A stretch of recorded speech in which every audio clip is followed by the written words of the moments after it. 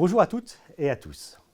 Alors que nous abordons la fin du deuxième trimestre 2025, je souhaite vous partager une analyse actualisée de l'environnement économique et financier qui continue d'influencer nos choix d'investissement et plus largement l'épargne en assurance vie. Aux États-Unis, les effets des mesures économiques de l'administration Trump se font sentir.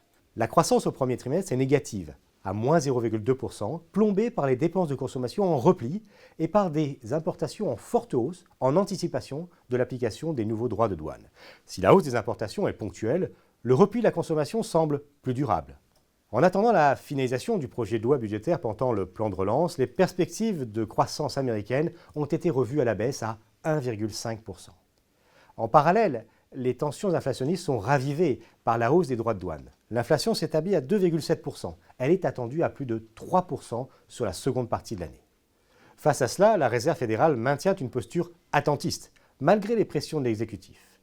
Les marchés ont anticipé une première baisse des taux dès l'été, mais les récents indicateurs d'inflation ont repoussé cette échéance. Les taux directeurs de la Fed restent inchangés dans leur fourchette 4,25%-4,50%, sur fond de discours de la Fed qui reste ferme sur la nécessité de ramener l'inflation vers la cible des 2%. En Europe, la dynamique économique reste plus fragile.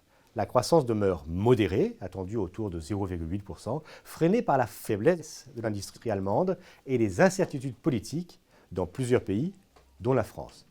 L'inflation continue de refluer lentement et s'établit désormais autour de 2,3%, mais elle reste encore trop élevée pour une détente monétaire rapide. Néanmoins, la Banque centrale est bien avancée dans son cycle de baisse des taux.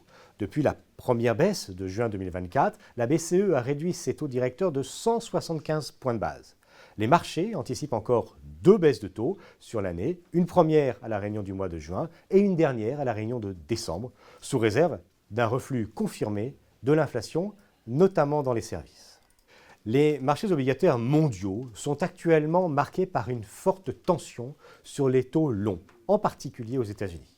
Le rendement des obligations du Trésor américain à 30 ans a récemment dépassé les 5%, un niveau inédit depuis 2007.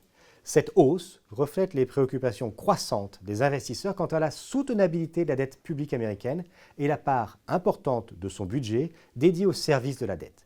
Les baisses d'impôts promises, très loin de délivrer les économies projetées, exacerbent ces inquiétudes.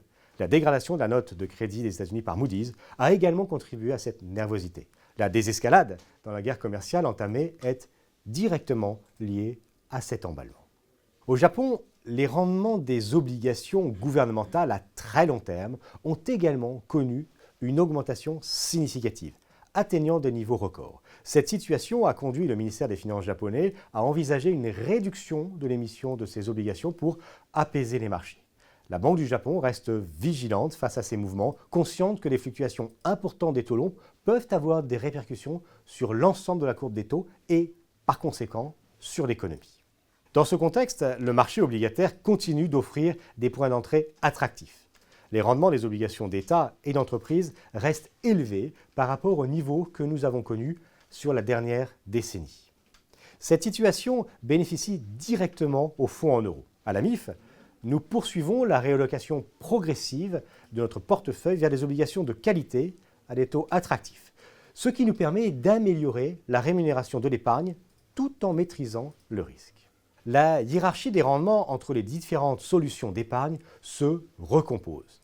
Les fonds en euros retrouvent leur rôle central avec un rendement net souvent supérieur à celui des produits réglementés comme le livret A, tout en offrant une garantie du capital et une gestion professionnelle.